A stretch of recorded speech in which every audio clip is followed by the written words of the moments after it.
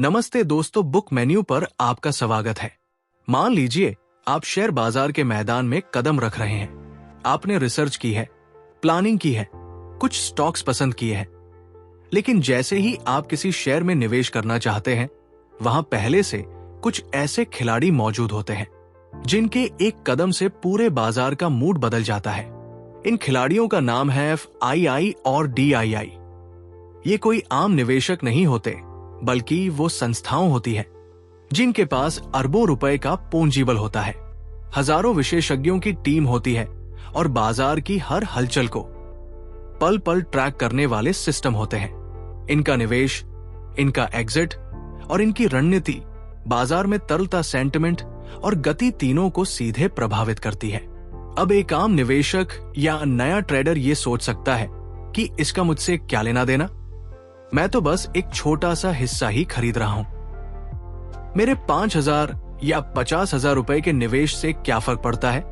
लेकिन असल बात यही है कि अगर आपने FII और DII की चाल को नहीं समझा तो आप बाजार के उस बहाव में बह सकते हैं जिसे आपने पहचाना ही नहीं।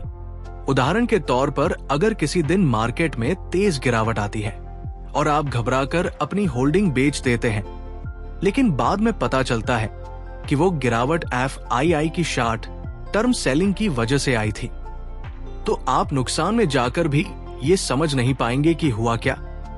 इसलिए FII और DII को समझना सिर्फ बड़े निवेशकों के लिए नहीं, बल्कि छोटे निवेशकों के लिए भी उतना ही जरूरी है जितना कि खुद की रिसर्च। जब कोई बड़ी संस्था बाजार में पैसा लगाती है या निकालती है, तो उसकी वजह से लिक्विडिटी आती है या सूखती है। ये लिक्विडिटी ही शेयर की कीमतों को ऊपर या नीचे ले जाती है। अगर आप सही वक्त पर इस मूवमेंट को समझ ले नॉइस, तो आप ना सिर्फ नुकसान से बच सकते हैं, बल्कि मुनाफे का भी बढ़िया मौका बना सकते हैं। इस पैराग्राफ का मकसद यही है कि आप FII और DII की अहमियत को सिर्फ परिभाषा से नहीं, बल्कि उनके असर से समझें।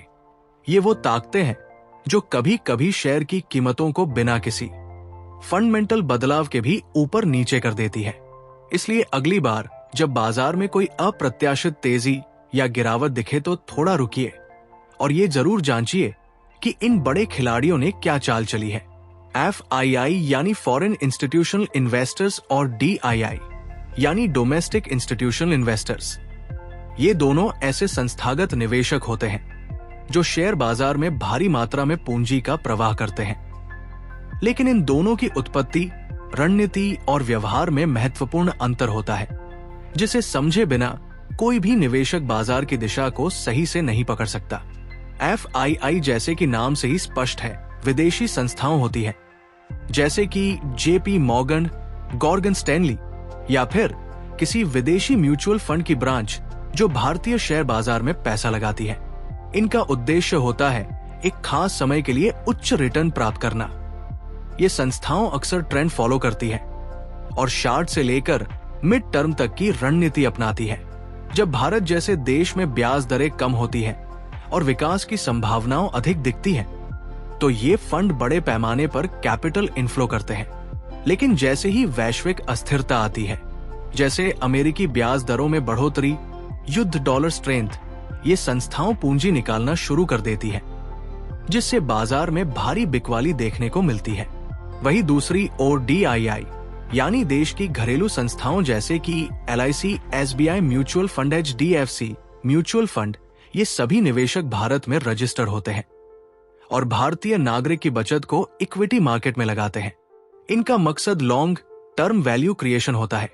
इसीलिए जब बाजार गिरता है और FII पैसा निकाल रहे होते हैं, तब अक्सर DII निवेश करते हुए दिखाई देते हैं।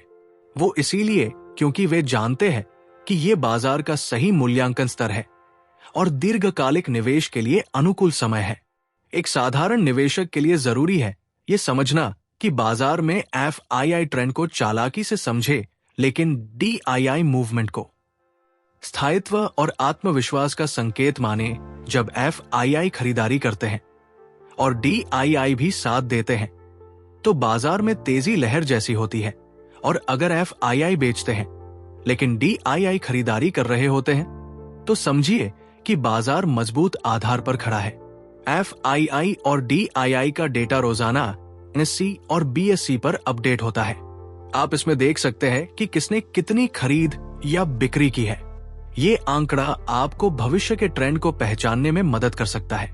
अगर आपने ये पैटर्न समझ लिया तो आप एक साधारण निवेशक से एक स्मार्ट निवेशक बन सकते हैं, जो सिर्फ स्टॉक नहीं, सेंटिमेंट को पढ़ना भी जानता है। 5I और DII केवल नाम नहीं है, बल्कि ये मार्केट के इमोशनल इंजन की तरह काम करते हैं। बाजार में तेजी और गिरावट को समझने के लिए इन दोनों की गतिविधियों को डिकोड करना बेहद जरूरी है, क्योंकि इनका व्यवहार शेयर बाजार की दिशा तय करता है। ठीक वैसे ही जैसे किसी जहाज की दिशा उसके इंजन और हवा से तय होती है। सबसे पहले बात करते हैं FII की रणनीति की। FII का निवेश अक्सर मैक्रो इकोनॉमिक फैक्टर्स जैसे GDP ग्रोथ, ब्याज दर, मुद्रास्फीति, करेंसी मूवमेंट, ग्लोबल अनिश्चितता पर आधारित होता है। इनका लक्ष्य होता है रिटर्न मैक्सिमाइजेशन, और वो भी कम समय में। इसलिए ये सेक्टर रोटेशन बहुत तेजी से करते हैं। जब इन्हें भारत जैसे उभरते बाजार में अवसर दिखता है तो ये भारी पूंजी लगाते हैं, खासतौर पर blue chips, stock side banking और FMCG में। लेकिन अगर डॉलर मजबूत होता है, अमेरिका में ब्याज दरें बढ़ती है या वैश्विक मंदी का डर होता है, तो ये पल भर में अरबों रुपए की बिकवाली कर सकते हैं। अब बात करें DII की, तो इनकी सोच लंबी रेस की होती है। DII खासकर म्यूचुअल फंड और बीमा कंपनियां SIP और पब्लिक इन्वेस्टमेंट के जरिए जमा पैसों को बाजार में लगाते हैं। इनका निवेश वैल्यूएशन, अर्निंग्स ग्रोथ और सेक्टर फंडामेंटल्स पर आधारित होता है। DII के लिए बाजार की गिरावट मौका होती है, डर नहीं। जब बाजार गिरता है और FII पैसे निकालते हैं, तब DII उसी समय खरीदारी करके बाजार को स्थिरता प्रदान करते हैं। मार्केट मूवमेंट पर प्रभाव, जब FII और DII दोनों ही एक दिशा में काम करते हैं, जैसे दोनों खरीद रहे हैं, तो बाजार में जबरदस्त तेजी देखने को मिलती है। वही अगर FII बेच रहे हैं और DII खरीद रहे हैं, तो बाजार स्थिर रहता है या हल्की गिरावट आती है। पर अगर दोनों बेचने लगे तो वो समय होता है जब मार्केट में पैनिक सेल ऑफ शुरू हो सकता है। इसके अलावा DII अक्सर उस समय खरीदारी करते हैं जब रिटेल इन्वेस्टर्स डर कर बाहर निकल जाते हैं, यानी DII का मूवमेंट एक तरह से इंडिकेटर भी होता है। स्मार्ट निवेशक वो होता है जो FII की रिपोर्ट रोज देखता है, उनके मूवमेंट को समझता है और फिर डिसीजन लेता है, ना कि भीड़ के पीछे चलता है। ये रणनीति आपको दूसरों से अलग बना सकती है।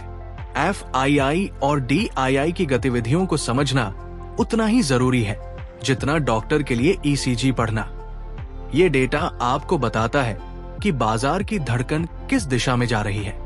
लेकिन सवाल यह है कि एक रिटेल निवेशक इस डेटा को कहां से पढ़े और कैसे उसका विश्लेषण करे। हर दिन की ट्रेनिंग के बाद NSE और BSE की वेबसाइट्स पर FII और DII की बाइंग सेलिंग एक्टिविटी प्रकाशित होती है। इसके अलावा कई वित्तीय पोर्टल जैसे Moneycontrol, Economic Times, Trendlyne और NSE इंडिया पर आपको रोज का डेटा और साथ ही ट्रेंडिंग स्टॉक्स की जानकारी भी मिलती है।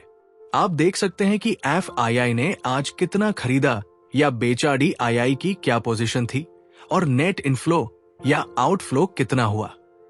इस डेटा को पढ़ते समय सिर्फ ये देखना काफी नहीं कि FII ने 5,000 करोड़ की खरीदारी की, बल्कि ये भी समझना जरूरी है कि वो पैसा किन सेक्टर्स या कंपनियों में गया। क्या वो BFSI सेक्टर में गया या मिड कैप और स्मॉल कैप में? यही जानकारी आपको मार्केट की अगली चाल समझने में मदद करेगी। अब आते हैं इस्तेमाल पर नॉइस। अगर लगातार 3 से 5 दिन FII खरीदारी कर रहे हैं, तो समझ लीजिए कि बाजार में सेंटिमेंट पॉजिटिव हो चुका है। वही अगर FII बिकवाली कर रहे हैं लेकिन DII उसे बैलेंस कर रहे हैं, तो बाजार में एक पुल एंड पुश चल रहा है, जहां किसी भी ब्रेकआउट या ब्रेकडाउन की संभावना होती है। वही अगर दोनों ही बिकवाली कर रहे हैं, तो सतर्क हो जाना चाहिए। FII और DII के आंकड़ों से हमें सेंटिमेंट, वॉल्यूम और ट्रेंड डायरेक्शन तीनों का अंदाजा लगता है।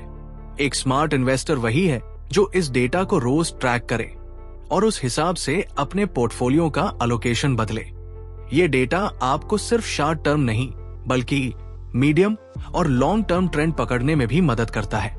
याद रखिए, बाजार किसी दिन उछलने या गिरने से नहीं बनता, वो इन छोटे छोटे संकेतों से बनता है और FIID डेटा उन संकेतों का सबसे पक्का स्रोत है। इसे रोज देखना, समझना और अपनाना, यही से शुरू होती है प्रो लेवल इन्वेस्टिंग की असली शुरुआत। अगर आपको ये जानकारी पसंद आई और आप भी चाहते हैं कि स्टॉक मार्केट में आपकी समझ और पकड़ हर दिन मजबूत हो, तो अभी सब्सक्राइब करें ऑडियो बुक वॉल्ट हिंदी को, क्योंकि यहां मिलती है सिर्फ किताबों की बातें नहीं बल्कि आपके फायदे की पूरी रणनीति। वीडियो को लाइक करें, शेयर करें और घंटी जरूर दबाएं ताकि अगली बार जब मार्केट बोले आप सबसे पहले सुने मिलते हैं। अगली वीडियो में तब तक सीखते रहिए, सोचते रहिए और स्मार्ट इन्वेस्ट करते रहिए।